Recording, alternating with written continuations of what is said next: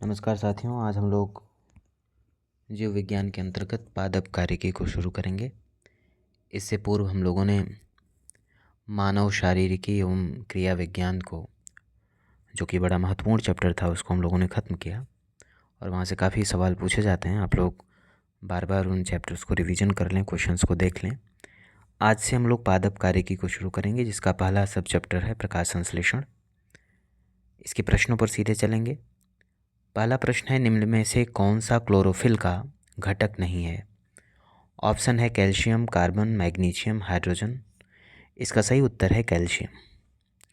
पर्णहरित या क्लोरोफिल एक प्रोटीन युक्त जटिल रासायनिक यौगिक है। यह वर्णक पत्तों के हरे रंग का कारण है। मैग्नीशियम क्लोरोफिल का प्रमुख तत्व है। मैग्नीशियम के अतिरिक्त क्लोरोफिल में कार्बन, हाइड्रोजन, नाइट्रोजन व ऑक्सीजन भी उपस्थित रहते हैं। अगला प्रश्न है, पर्णहरित यानी क्लोरोफिल में निम्नलिखित में से कौन सा तत्व पाया जाता है? ऑप्शन है लोहा, तांबा, मैग्नीशियम, मैग्नीज। इसका सही उत्तर है मैग्नीशियम। अगला प्रश्न है, क्लोरोफिल में पाया जाता है। ऑप्शन है लोहा, तांबा, मैग्नीशियम, मैग्नीज। यही क्वेश्चन रिपीट किया हुआ है। सही उत्तर है मैग्नीशियम। चौथा प्रश्न है, निम्नलिखित में कौन सा क्लोरोप्लास्ट का एक लक्षण है जो उसे स्वप्रतिकृत के योग्य बनाता है? ऑप्शन है डीएनए और आरएनए दोनों की उपस्थिति। बी ऑप्शन है केवल डीएनए की उपस्थिति। सी आरएनए की अनुपस्थिति। डी उपयुक्त में से एक से अधिक।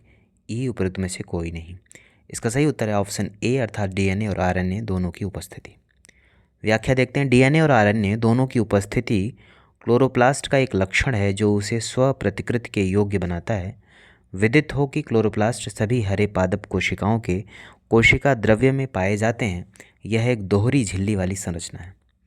अगला प्रश्न है, प्रकाश संश्लेषण का उपोत्पाद है। ऑप्शन है CO2, O2, ऊर्जा, शर्करा या उपयुक्त में से कोई नहीं। तो इसका सही उत्तर है O2 अर्थात ऑक्सीजन।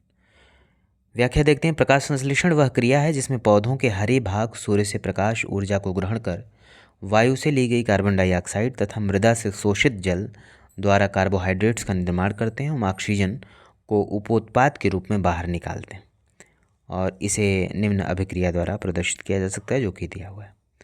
अगला प्रश्न है, ऑक्सीजन जो प्रकाश संश्लेषण से उत्पन्न आती है। ऑप्शन है जल से, कार्बन डाइऑक्साइड से, क्लोरोफिल से, फॉस्फोग्लिसरिक एसिड से। तो इसका सही उत्तर है जल।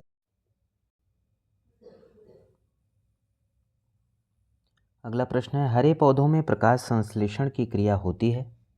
ऑप्शन है नाइट्रोजन लेना व ऑक्सीजन छोड़ना। बी ऑप्शन है कार्बन डाइऑक्साइड लेना व ऑक्सीजन छोड़ना। यही सही उत्तर है। प्रकाश संश्लेषण की क्रिया में कार्बन डाइऑक्साइड ग्रहण होती है और ऑक्सीजन छोड़ा जाता है। अगला प्रश्न है, ग्लूकोज का सूत्र है। तो इसमें कई ऑप्शन है। इसका जो सही उत्तर है वो C6H12O6 है। चूँकि ग्लूकोज एक सरल कार्बोहाइड्रेट है, इसका रासायनिक सूत्र C6H12O6 है। यह जल, एसिटिक अम्ल तथा कई अन्य विलायकों में घुलनशील होता है। यह स्वाद में मीठा होता है। 9वां प्रश्न है, प्रकाश संश्लेषण में पौधों द्वारा निम्न में कौन सी गैस उपयोग की जाती है? ऑप्शन है ammonia, carbon dioxide, chlorine, sulphur dioxide. इसका सही उत्तर है कार्बन डाइऑक्साइड। वनस्पति कोशिकाओं के द्वारा प्रकाशीय ऊर्जा को रासायनिक ऊर्जा में परिवर्तित करने की क्रिया को प्रकाश संश्लेषण कहते हैं। प्रकाश संश्लेषण वह क्रिया है जिसमें पौधे अपने हरे रंग वाले अंगों जैसे पत्ती द्वारा सूर्य के प्रकाश की उपस्थिति में वायु से कार्बन डाइऑक्साइड तथा भूमि से जल लेकर जटिल कार्बनिक खाद्य पदार्थों जैसे कार्बोहाइड्रेट्स का निर्माण करते हैं तथा ऑक्सीजन गैस बाहर निकालते हैं। जल, कार्बन डाइऑक्साइड, सूर्य का प्रकाश तथा क्लोरोफिल प्रकाश संश्लेषण के लिए आवश्यक अवयव हैं। अगला प्रश्न है, प्रकाश संश्लेषण के दौरान हरे पौधे अवशोषित करते हैं। ऑप्शन है oxygen, nitrogen, carbon dioxide, carbon monoxide, carbon dioxide. उपयुक्त में से कोई नहीं। तो इसका सही उत्तर है डी, कार्बन डाइऑक्साइड। अगला प्रश्न है, निम्नलिखित गैसों में कौन प्रकाश संश्लेषण प्रक्रिया के लिए आवश्यक है? तो इसका सही उत्तर है कार्बन डाइऑक्साइड। 12वां प्रश्न है, प्रकाश संश्लेषण प्रक्रिया के लिए निम्नलिखित में से किसकी उपस्थिति आवश्यक नहीं है? ऑप्शन है सूर्य का प्रकाश, ऑक्सीजन, जल, कार्बन डाइऑक्साइड। सही उत्तर है ऑक्सीजन। सूर्य का प्रकाश चाहिए, जल चाहिए और कार्बन डाइऑक्साइड भी चाहिए। अगला प्रश्न है, पौधों द्वारा ली गई विकिरण ऊर्जा निम्न परिणाम देती है। ऑप्शन है जल का प्रकाश अपघटन, क्लोरोफिल का ऑक्सीकरण, ऑक्सीजन का अपचयन, कार्बन डाइऑक्साइड का ऑक्सीकरण। सही उत्तर है जल का प्रकाश अपघटन। इसकी व्याख्या देख लेते हैं। पौधों द्वारा ली गई विकिरण ऊर्जा ने रेडिएंट एनर्जी का परिणाम जल का प्रकाशीय अपघटन होता है, जिसमें जल यानी H2O के अणु टूटकर हाइड्रोजन तथा ऑक्सीजन गैस बनाते हैं और इसमें H2 आयन इलेक्ट्रॉन वाहक का कार्य करता है। जल का प्रकाशीय अपघटन प्रकाश कर्म में संपन्न होता है। अगला प्रश्न है, पृथ्वी पर अधिकांश ऑक्सीजन उत्पादित होती है। ऑप्शन है घास से, शैवालों से, वृक्षों से, धान के खेतों से। तो इसका सही उत्तर है शैवालों से। पृथ्वी पर कुल प्रकाश संश्लेषण का लगभग 90% भाग जलीय पौधे व शैवालों द्वारा होता है। इसमें लगभग 80 से 85% भाग समुद्र में तथा शेष 5 से 10% भाग नदी तालाब आदि में होता है। हरे पौधों द्वारा प्रकाश संश्लेषण की क्रिया में कार्बन डाइऑक्साइड का अवशोषण एवं कार्बोहाइड्रेट तथा ऑक्सीजन का उत्पादन होता है।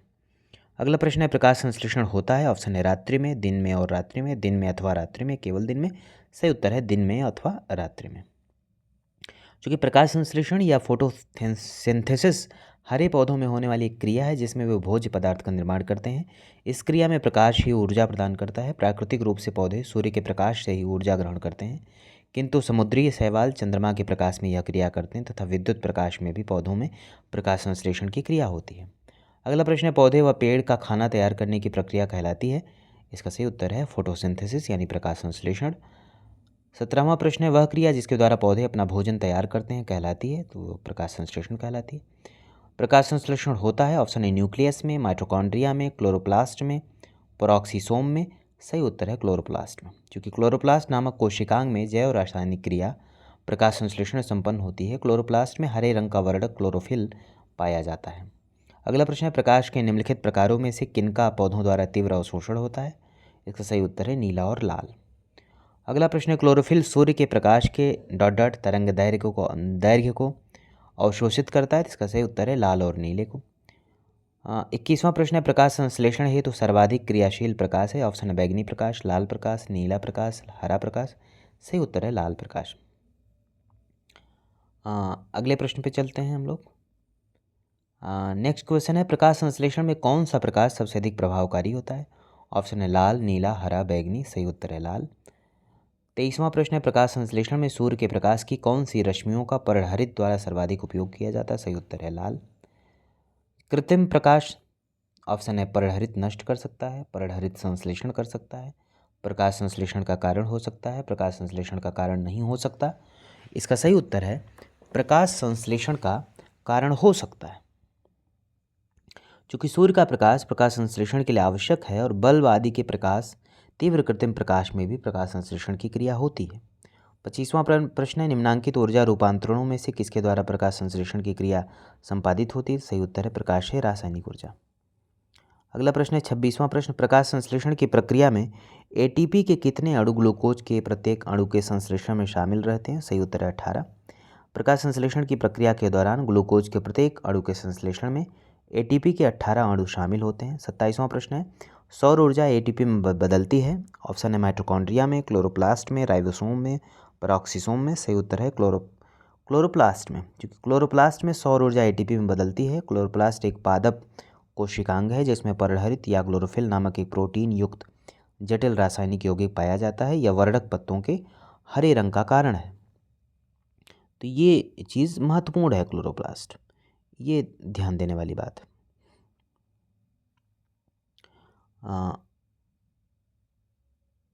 नेक्स्ट क्वेश्चन हम देखेंगे, प्रकाश ऊर्जा का रासायनिक ऊर्जा में रूपांतरण निम्नवत होता है। ऑप्शन है इलेक्ट्रोलाइसिस द्वारा, प्रकाश संश्लेषण द्वारा, श्वसन द्वारा, उत्स्वेदन द्वारा। तो सही उत्तर है प्रकाश संश्लेषण द्वारा।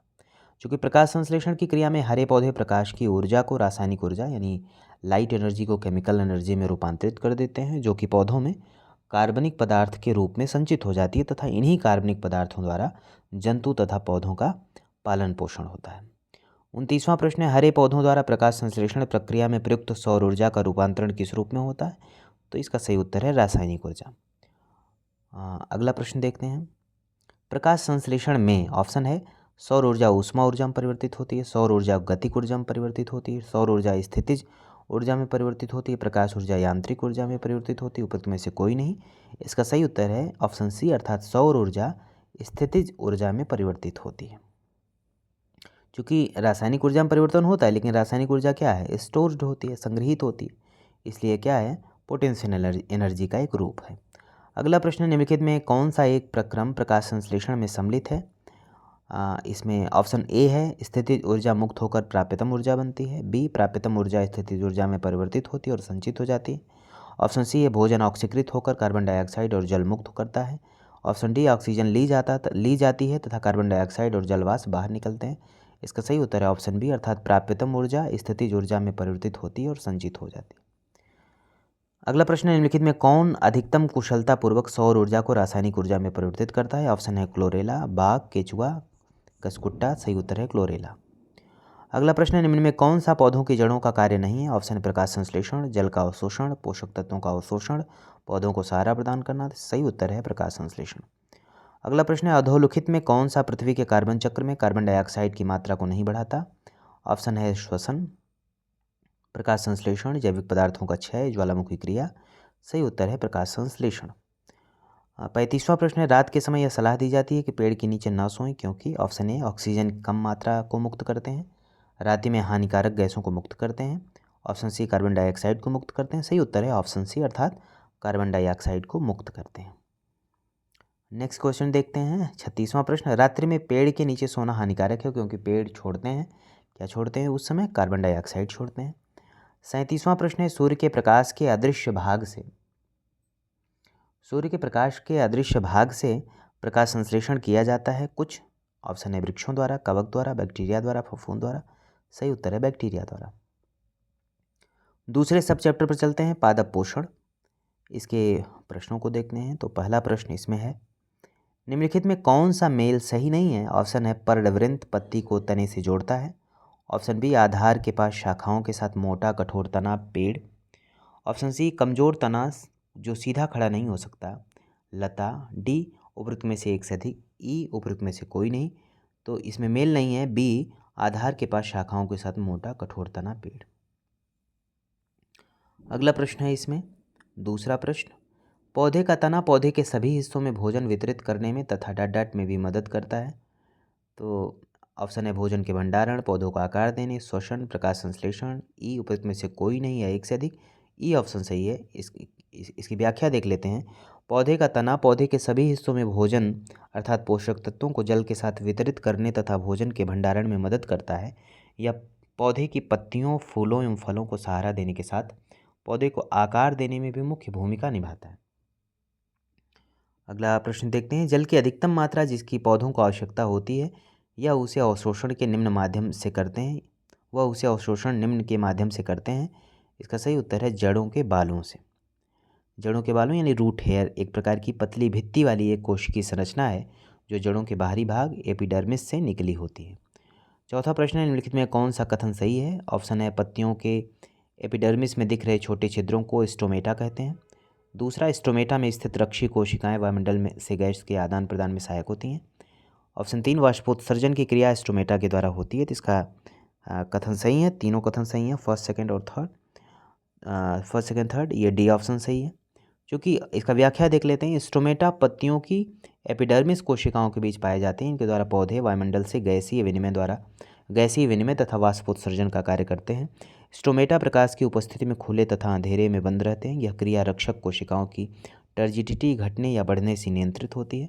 पांचवा प्रश्न है, किसमें परिवर्तन के कारण रंध्र यानी स्टोमेटा खुलते या बंद होते हैं? ऑप्शन है कोशिकाओं में न्यूक्लियस की स्थिति। ऑप्शन बी कोशिकाओं की प्रोटीन संरचना। ऑप्शन सी कोशिकाओं में पानी की मात्रा। तो सही उत्तर है कोशिकाओं में पानी की मात्रा यानी ऑप्शन सी।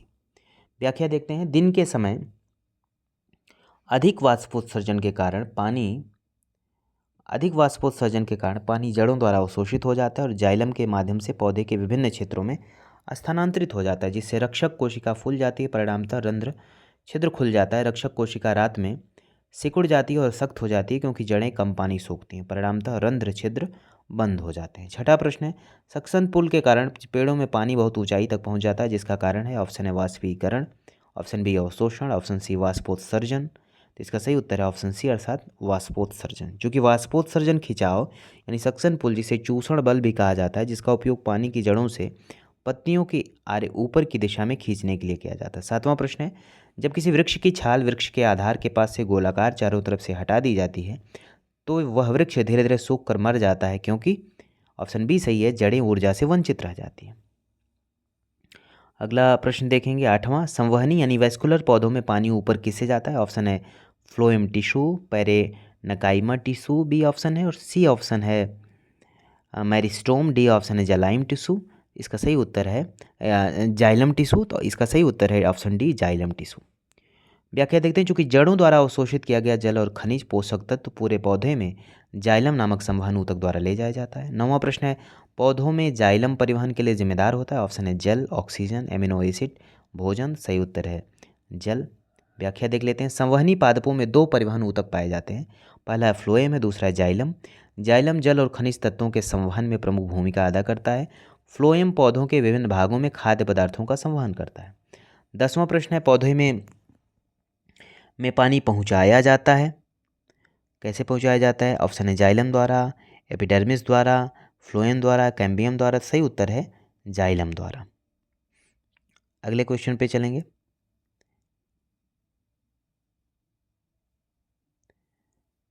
व्याख्या देख लें पहले। जाइलम पौधों में जल संवहन के लिए उत्तरदायी है। फ्लोएम का प्रमुख कार्य पौधे के हरे भागों में निर्मित भोज्य पदार्थों को दूसरे भागों में स्थानांतरित करना है। इस ऊतक को बास्ट भी कहते हैं। यह 4 प्रकार की कोशाओं यथा चालनी अवयव, सखी कोशाएं, फ्लोएम मृदूतक एवं फ्लोएम तंतु से निर्मित होता है। 11वां प्रश्न है, पौधों में फ्लोएम मुख्यतः उत्तरदायी है। ऑप्शन है आहार वहन के लिए, अमीनो अम्ल वहन के लिए, ऑक्सीजन वहन के लिए, जल वहन के लिए। सही उत्तर है ऑप्शन ए अर्थात आहार वहन के लिए। 12वां प्रश्न है, कौन सा जीवित ऊतक उच्च वर्गीय पौधों में जैव पोषक वाहक कार्य करता है? इसका सही उत्तर है फ्लोएम। 13वां प्रश्न है, पौधे अपना पोषक तत्व मुख्यतः किससे प्राप्त करते हैं? सही उत्तर है मृदा से। क्योंकि हरे पौधे स्वपोषी यानी ऑटोट्रोफिक होते हैं, अर्थात ये कार्बनिक पदार्थों का निर्माण स्वयं करते हैं। पौधों द्वारा जल व कार्बनिक तत्व भूमि से प्राप्त किया जाता है तथा अकार्बनिक तत्व भूमि में खनिजों के रूप में उपस्थित होते हैं। ये खनिज तत्व या पोषक तत्व कहलाते हैं तथा इनका पोषण खनिज पोषण कहलाता है। 14वां प्रश्न है, निम्नलिखित में कौन सा तत्व पौधों के विकास के लिए आवश्यक नहीं है? ऑप्शन है सोडियम, पोटेशियम, कैल्शियम, मैग्नीशियम। इसका सही उत्तर है सोडियम। पौधों के विकास के लिए 17 अनिवार्य तत्वों को चिन्हित किया गया, जिनमें से 9 की आवश्यकता बृहद मात्रा में यानी मैक्रो क्वांटिटीज़ में तथा 8 की आवश्यकता सूक्ष्म मात्रा में यानी माइक्रो क्वांटिटीज़ में होती है। बृहद मात्रा को पुनः 2 भागों में बांटा गया, प्राथमिक और द्वितीयक। प्राथमिक में नाइट्रोजन हुआ, फॉस्फोरस, पोटेशियम, कार्बन, हाइड्रोजन और ऑक्सीजन है। द्वितीयक में कैल्शियम, मैग्नीशियम और सल्फर पोषकों की आवश्यकता अधिक मात्रा में होती, जबकि सूक्ष्म पोषक की आवश्यकता पौधों को कम मात्रा में होती, जैसे लौह, जिंक, मैग्नीज, बोरान, तांबा, निकल और क्लोरीन, इन सब की थोड़ी कम मात्रा में होती है। 15वां प्रश्न है, पौधों की वृद्धि के संबंध में निम्नलिखित में कौन मैक्रोन्यूट्रिएंट हैं? ऑप्शन है पोटेशियम, जिंक, बोरान, क्लोरीन। सही उत्तर है पोटेशियम। अगला प्रश्न देखते हैं। अगला प्रश्न है, निम्नलिखित में कौन सा तत्व पौधों में सूक्ष्म पोषक नहीं है? इसका सही उत्तर है मैग्नीशियम। 17वां प्रश्न है, निम्नलिखित में कौन सा पौधों के लिए अनिवार्य सूक्ष्म पोषक नहीं है? सही उत्तर है सोडियम। 18वां प्रश्न है, कौन सा तत्व सरसों में तेल की मात्रा बढ़ाने में अत्यधिक उपयोगी है? कैल्शियम, सल्फर, जस्ता, लोहा। सही उत्तर है सल्फर। चूँकि सल्फर पौधों के लिए आवश्यक दीर्घ पोषक तत्व है, यह सरसों के उत्पादन में उसमें तेल की मात्रा बढ़ाने में अत्यधिक उपयोगी है। 19वां प्रश्न है, पौधे नाइट्रोजन के किस रूप में ग्रहण करते हैं? ऑप्शन है nitrogen gas, nitrite, nitrate, ammonia. सही उत्तर है नाइट्रेट। चूँकि वस्तुतः नाइट्रेट नाइट्रोजन तथा ऑक्सीजन के संयोग से बने हुए यौगिक होते हैं। वानस्पतिक वृद्धि के लिए पौधों को नाइट्रोजन की आवश्यकता होती है। वे इसकी पूर्ति वायु अथवा जल में घुलनशील नाइट्रेट से करते हैं। 20वां प्रश्न है, जिस रूप में पौधे नाइट्रोजन प्राप्त करते हैं वह है? ऑप्शन है nitric oxide, nitrate, ammonia, nitrite. सही उत्तर है नाइट्रेट। पौधों के द्वारा ली जाने वाली नाइट्रोजन का रूप है? सही उत्तर है नाइट्रेट। अगला प्रश्न है, निम्नलिखित में कौन सा पोषक तत्व दलहनी फसलों में गांठ गठन के लिए आवश्यक है? सही उत्तर है बोरॉन। चूँकि बोरॉन पौधों के लिए आवश्यक एक सूक्ष्म पोषक तत्व है, यह दलहनी फसलों की जड़ों में ग्रंथिका गठन के लिए आवश्यक होता है। 23वां प्रश्न है, निम्नलिखित में से परजीवी पौधों की पहचान करें। ऑप्शन है घटपरड़ी, अमरबेल, ब्लेडरवर्ट, सूरजमुखी। सही उत्तर है अमरबेल। अमरबेल चूँकि एक पूर्ण स्तंभ परजीवी आवृतबीजी पौधा है, जिसका तना पतला, दुर्बल तथा पीले रंग का होता है। इसका तना पोषक के चारों ओर लिपटकर परजीवी मूल द्वारा भोजन, खनिज, लवण और जल प्राप्त करता है। 24वां प्रश्न है कथनों पर विचार करना है। कथन है कसकुटा यानी अमरबेल परजीवी आवृतबीजी का एक उदाहरण है। कारण या पोषी पौधों की पत्तियों से अपना पोषण प्राप्त करता है। सही उत्तर है डी यानी कथन सही है और कारण गलत है। अगले प्रश्न को देखेंगे। फसल लॉगिंग विधि है, ऑप्शन है भूमि उर्वरता मूल्यांकन की। बी ऑप्शन है फसलोत्पादन के लिए पोषक तत्वों की आवश्यकता जानने के लिए पौध विश्लेषण। सी ऑप्शन है फसलों के नुकसान को जानने की। डी है उर्वरकों की उपयोगिक परीक्षण की। सही उत्तर है ऑप्शन बी अर्थात फसल लॉगिंग विधि जो है वो फसलोत्पादन के लिए पोषक तत्वों की आवश्यकता जानने के लिए पौध विश्लेषण है। अब हम लोग तीसरे सब चैप्टर पर आएंगे पादप कार्यकी में, जो जिसका शीर्षक है पादप हार्मोन। सीधे प्रश्नों की तरफ हम लोग चलेंगे। पहला प्रश्न है निम्नलिखित में कौन सा पादप हार्मोन नहीं है। ऑप्शन है साइटोकाइनिन, इथिलीन, इंसुलिन, जिबरेलिन। तो इसका सही उत्तर है इंसुलिन। दूसरा प्रश्न है निम्नलिखित में कौन सा पादप हार्मोन है। ऑप्शन है इंसुलिन, थायरॉक्सिन, एस्ट्रोजन, साइटोकाइनिन। इसका सही उत्तर है साइटोकाइनिन। तीसरा प्रश्न निम्नलिखित में कौन सा पौध वृद्धि हार्मोन है। कौन सा पौध वृद्धि हार्मोन है यानी प्लांट हार्मोन है। इसका सही उत्तर है ऑप्शन डी यानी साइटोकाइनिन। अगला प्रश्न देखते हैं। चौथा प्रश्न निम्नलिखित में कौन सा एक पादप हार्मोन है। सही उत्तर है साइटोकाइनिन। ये महत्वपूर्ण है साइटोकाइनिन। इसकी व्याख्या देख लेते हैं। पादप हार्मोन पौधों में प्राकृतिक रूप से उत्पन्न होने वाले विशेष कार्बनिक यौगिक होते हैं। यह परिवहन के उपरांत पौधों के विभिन्न अंगों में अति लघु मात्रा में पहुंचकर वृद्धि एवं अनेक उपापचयी क्रियाओं को प्रभावित तथा नियंत्रित करते हैं। ऑक्सिन, जिबरेलिन, साइटोकाइनिन, एबिसिक अम्ल एवं एथिलीन पादप हार्मोन के प्रमुख उदाहरण हैं। सूची फर्स्ट और सूची सेकंड को सुमेलित करना है। सूची फर्स्ट में पादप हार्मोन है, सूची सेकंड में कार्य है, तो इसको सीधे हम लोग सुमेलित कर लेंगे। ऑक्सिन का कार्य है शिखर प्रधानता, जिबरेलिन का कार्य है कोशिका वृद्धि, साइटोकाइनिन का कार्य है कोशिका विभाजन और एबिसिक अम्ल का वृद्धि अवरोधक। छठा प्रश्न है सूखा सहिष्णुता से संबंधित हार्मोन है। ऑप्शन है एबिसिक अम्ल, जिबरेलिन, इंडोल एसिटिक अम्ल, साइटोकाइनिन। सही उत्तर है ए यानी एबिसिक अम्ल। सातवां प्रश्न है गैसीय स्थिति में पाए जाने वाला हार्मोन है। ऑप्शन है एबिसिक एसिड, एथिलीन, जिबरेलिन, ऑक्सिन। सही उत्तर है एथिलीन। चूँकि एथिलीन एक पादप हार्मोन है जो गैसीय अवस्था में पाया जाता है या फलों को पकाने में प्रयुक्त होता है। आठवां प्रश्न है हरे फलों को कृत्रिम ढंग से पकाने हेतु प्रयुक्त गैस है। ऑप्शन है acetylene, ethane, hydrogen, carbon dioxide. सही उत्तर है एसिटिलीन। अगला प्रश्न है कच्चे फल को पकाने के लिए जिस गैस का प्रयोग होता है वह है। Option ethane, acetylene, carbon dioxide, oxytocin. सही उत्तर है एसिटिलीन। 10वां प्रश्न है निम्नलिखित में कौन सा पादप हार्मोन मुख्यतः फल परिपक्वता के लिए उत्तरदायी है। सही उत्तर है एथिलीन। नेक्स्ट क्वेश्चन इसमें देखेंगे टमाटर के बीज रहित फल का उत्पादन संभव है। ऑप्शन ए टमाटर के खेतों में सूक्ष्म मात्रिक तत्वों के अनुप्रयोग से, पादपों पर खनिज घोल छिड़कने से। ऑप्शन सी है पुष्पों पर हार्मोन छिड़कने से। ऑप्शन डी है रेडियो एक्टिव तत्वों से युक्त उर्वरकों के अनुप्रयोग से। इसका सही ऑप्शन है पुष्पों पर हार्मोन छिड़कने से। चूँकि टमाटर, संतरा, नींबू, केला इत्यादि के फलों में बिना परागण के भी फल का विकास हो सकता है। ये फल बीज रहित होते हैं। यदि पुष्पों की कली से पुंकेसर निकालकर वर्तिकाग्र के ऊपर ऑक्सिन का लेपन कर दिया जाए तब बीज रहित फल बन जाते हैं।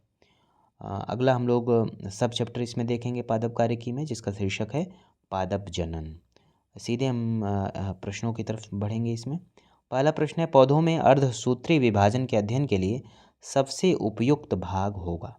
ऑप्शन है प्ररोह शीर्ष, मूल शीर्ष, परागकोश, पर्णकोश का। सही उत्तर है परागकोश। इसमें इसकी व्याख्या देख लेते हैं। पौधों में अर्धसूत्री विभाजन के अध्ययन के लिए उपयुक्त विकल्पों में सबसे उपयुक्त भाग परागकोश है। इसमें अर्धसूत्री विभाजन के बाद परागकणों का निर्माण होता है जो वास्तव में अपरिपक्व नर युग्म कोद्भिद हैं। प्रजनन के लिए पौधों पर पुष्प उत्पन्न होते हैं। पुंकेसर नर जननांग तथा अंडप मादा जननांग के रूप में होते हैं। पुंकेसर में पुतंतु व परागकोश होता है तथा अंडप में अंडाशय, वर्तिका एवं वर्तिकाग्र होते हैं। दूसरा प्रश्न है निम्नलिखित में कौन से कथन पौधों के कायिक प्रवर्धन के संबंध में सही है। पहला कथन है कायिक प्रवर्धन क्लोनीय जनसंख्या को उत्पन्न करता है। दूसरा है कायिक प्रवर्धन विषाणुओं का निष्प्रभावन करने में सहायक है। तीसरा है कायिक प्रवर्धन वर्ष के अधिकतर भाग में चल सकता है। इसका सही उत्तर है ऑप्शन सी यानी केवल 1 और 3 और इस संबंध में सही है। अगला प्रश्न है पौधों में गूटी लगाने का कार्य किस उद्देश्य की पूर्ति हेतु किया जाता है। ऑप्शन है कीटों के नियंत्रण हेतु, वानस्पतिक प्रसारण के लिए, बीजों के अंकुरण हेतु, खरपतवार के नियंत्रण हेतु। सही उत्तर है ऑप्शन बी यानी वानस्पतिक प्रसारण हेतु।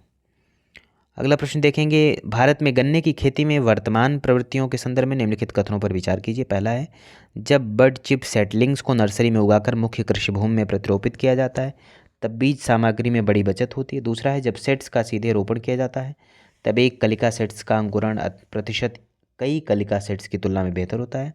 ऑप्शन 3 है, खराब मौसम की दशा में यदि सेट्स का सीधे रोपण होता है तब एक कलिका सेट्स का जीवित रचना बड़े सेट्स की तुलना में बेहतर होता है। ऑप्शन 4 है, गन्ने की खेती ऊतक संवर्धन से तैयार की गई सेटलिंग से की जा सकती है। तो इसमें जो कथन सही है वह है ऑप्शन सी अर्थात केवल 1 और 4।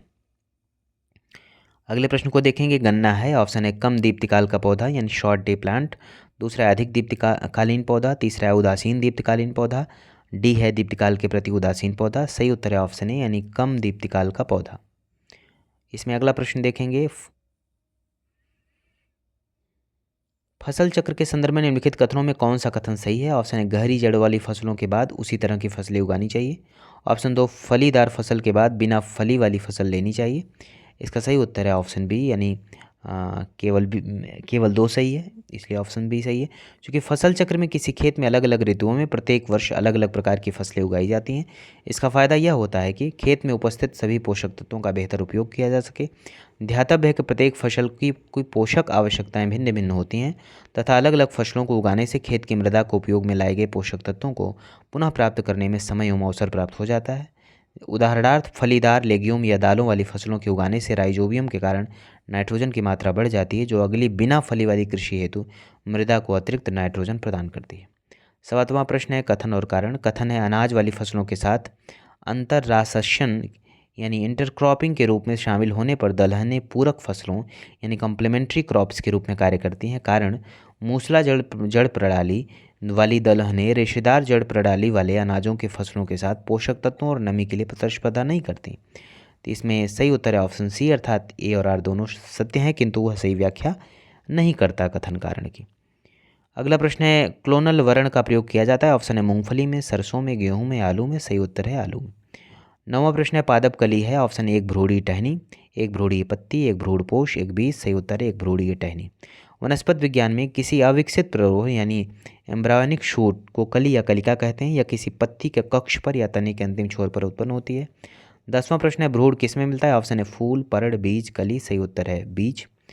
11वां प्रश्न है, सूची फर्स्ट और सेकंड को सुमेलित करना है। सूची फर्स्ट में है फल, बीज, और सूची सेकंड में है बीजांड, पत्ती, और सूची फर्स्ट में ही काष्ठ और मंड है, और सूची सेकंड में तना और अंडाशय। इसका सुमेलित कर लेंगे, फल जो है वो अंडाशय, बीज जो है बीजांड, काष्ठ जो है वो तना संबंधित, मंड जो है वो पत्ती।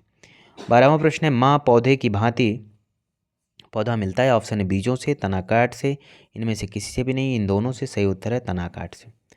अगला प्रश्न है, तनाकाट आमतौर से किसके प्रवर्धन के लिए प्रयोग किया जाता है। तो इसका ऑप्शन है केला, गन्ना, आम, कपास। सही उत्तर है गन्ना। हाँ, अगला प्रश्न है, निम्नलिखित पादपों पर विचार कीजिए। बोगनविलिया, कार्नेशन, कोको, अंगूर, निम्न में से कौन से पादप स्तंभ कर्तन द्वारा प्रवर्धित किए जाते हैं। सही उत्तर है डी यानी 1, 2, 3, 4 सभी चारों किए जाते हैं। अगला प्रश्न देखेंगे, निम्नलिखित कथनों पर विचार कीजिए। नंबर 1, मौसमी के पौधों का प्रवर्धन कलमबंध तकनीक द्वारा होता है। और दूसरा ऑप्शन है, चमेली के पौधों का प्रवर्धन दाब तकनीक के द्वारा होता है। इसका सही उत्तर है सी अर्थात 1 और 2 दोनों सही हैं। जीवन चक्र की दृष्टि से पौधे का सबसे महत्वपूर्ण अंग है। ऑप्शन है पुष्प, पत्ती, तना, जड़। सही उत्तर है पुष्प। अगला प्रश्न है 17वां, एक बीज के अंकुरण के लिए निम्नलिखित में कौन सी 3 परिस्थितियां सर्वाधिक महत्वपूर्ण है। तो पानी, उचित तापमान, ऑक्सीजन अर्थात बी ऑप्शन सही है, ये ज़्यादा महत्वपूर्ण है। बीजांकुरण के लिए चूंकि उचित आर्द्रता या पानी, उचित तापमान तथा ऑक्सीजन सर्वाधिक महत्वपूर्ण है, जबकि सूर्य का प्रकाश आवश्यक नहीं है। पौधों में बीजांकुरण 2 प्रकार का, भूमि उपरिक तथा अधोभूमिक होता है। 18वां प्रश्न है, बीज के अंकुरण के लिए निम्नलिखित में क्या आवश्यक नहीं है। प्रकाश, आर्द्रता, उचित तापमान, ऑक्सीजन। तो सही इसमें आवश्यक उतना नहीं है प्रकाश। बीजों के प्रकीर्णन की सेंसर विधि पाई जाती है। ऑप्शन है मटर में, पोस्ते में, कपास में, मक्के में। सही उत्तर है पोस्ते में।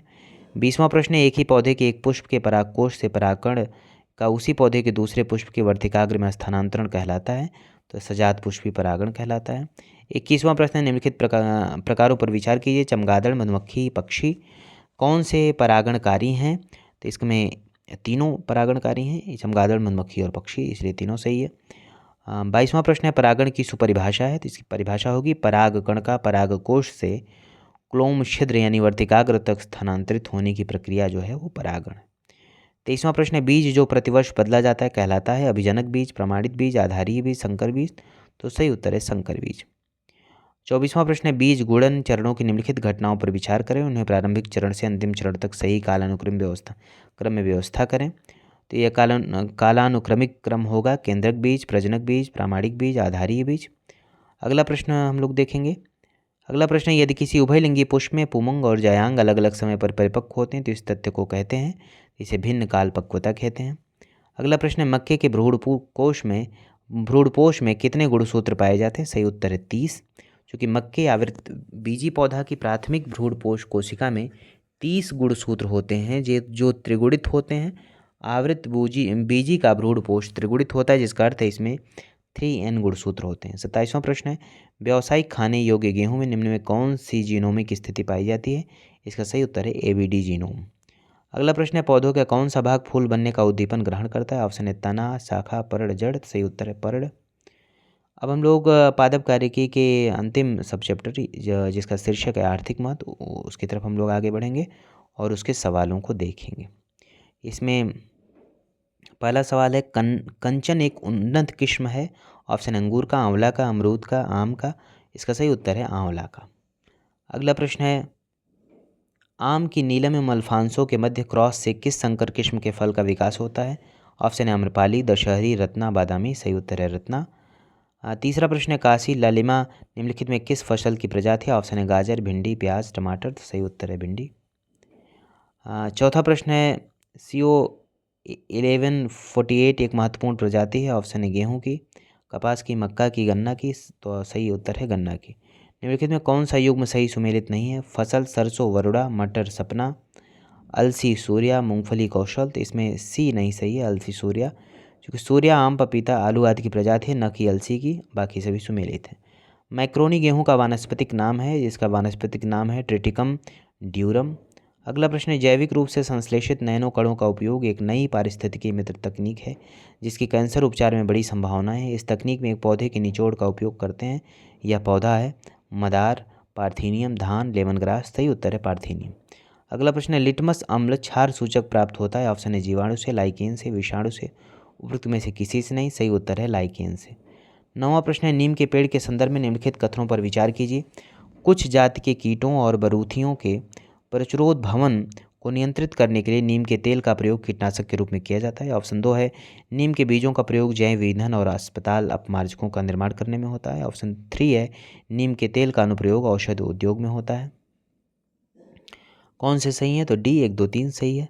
अगला प्रश्न है, पाइन, फर, स्प्रूस, सेडार, लार्च एवं साइप्रस आदि मशहूर लकड़ी उत्पादक पौधों में से भारत के पहाड़ी क्षेत्रों में भी पाए जाते हैं। ये सभी क्या कहलाते हैं? तो ये सभी अनावृतबीजी कहलाते हैं। अगला प्रश्न है, निम्नलिखित कथनों पर विचार कीजिए। पहला है, कुछ छत्रकों में औषधीय गुण होते हैं। ऑप्शन 2 है, कुछ छत्रकों में मनः प्रभावी गुण होते हैं। ऑप्शन 3 है, कुछ छत्रकों में कीटनाशी गुण होते हैं। ऑप्शन 4 है, कुछ छत्रकों में जैव संदीप्तशील गुण होते हैं। उपरोक्त में से कितने कथन सही हैं? तो सभी चारों सही हैं। अगला प्रश्न है, निम्नलिखित में कौन सी औषधीय फसल है? ऑप्शन है गन्ना, घृतकुमारी, कपास, महुआ। सही उत्तर है घृतकुमारी। चूँकि घृतकुमारी जिसे एलोवेरा कहते हैं, एक औषधीय पौधा है। गन्ना तथा कपास नकदी फसलें हैं। महुआ एक उष्णकटिबंधीय वृक्ष है जो भारत के मैदानी क्षेत्रों में पाया जाता है। इसके फल से तेल तथा इसके फूल से शराब बनाई जाती है। 13वां प्रश्न है, तुलसी के पौधे का औषधीय महत्व निम्नलिखित की उपस्थिति के कारण है। तो फिनॉल एवं फ्लेवोनाइड की उपस्थिति। चूँकि तुलसी ऑक्सीमम सैंक्टम एक औषधीय पौधा है, इसमें महत्वपूर्ण फाइटो रसायन पाए जाते हैं जो अपने प्रदाहनाशी तथा प्रतिऑक्सीकारक गुणों के कारण विभिन्न रोगों से सुरक्षा प्रदान करते हैं। तुलसी के पत्ते के अर्क में फ्लोवोनाइड, सैपोनिन, ग्लाइकोसाइड, फिनॉल आदि उपस्थित होते हैं जो उसके औषधीय गुणों में वृद्धि करते हैं। अगला प्रश्न देखते हैं, ताड़ तेल यानी पाम ऑयल के संदर्भ में निम्नलिखित कथनों पर विचार कीजिए। ताड़ तेल वृक्ष दक्षिण पूर्व एशिया में प्राकृतिक रूप में पाया जाता है। ऑप्शन 2, ताड़ तेल लिपस्टिक और इत्र बनाने वाले कुछ उद्योगों के लिए कच्चा माल है। ऑप्शन 3, ताड़ तेल का उपयोग जैव डीजल के उत्पादन में किया जा सकता है। इसमें बी ऑप्शन सही है, अर्थात केवल 2 और 3 सही है, पहला सही नहीं है। अगला प्रश्न है, भारत की जैव ईंधन की राष्ट्रीय नीति के अनुसार जैव ईंधन के उत्पादन के लिए निम्नलिखित कथनों में किनका उपयोग कच्चे माल के रूप में हो सकता है? ऑप्शन है कसावा, क्षतिग्रस्त गेहूं के दाने, मूंगफली के बीज, कुल्थी, सड़ा आलू, चुकंदर। इसका सही उत्तर है ऑप्शन है, अर्थात 1, 2, 5, 6 यानी 3 और 4 मूंगफली के बीज और कुल्थी जो है, हॉर्स ग्राम जो है, ये नहीं।